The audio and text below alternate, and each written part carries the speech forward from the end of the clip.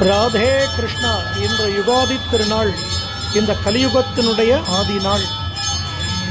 இன்று இந்த தென்னாங்கூர் க்ஷேத்திரத்தில் கம்பீரமானதொரு ராஜாவாக பாண்டுரங்கனுடைய திவ்ய தரிசனமும் இந்த குருஜி ஹரிதாஸ்கிரி சுவாமிகள் ஆராதனை பண்ண குட்டி பாண்டுரங்கனும் ருக்மணியும் தங்க தேர்ல நமக்கு திவ்யமாக தரிசனம் கொடுக்க போகிறார். சுவாமியை நல்லா பிரார்த்தனை பண்ணிக்கோங்க.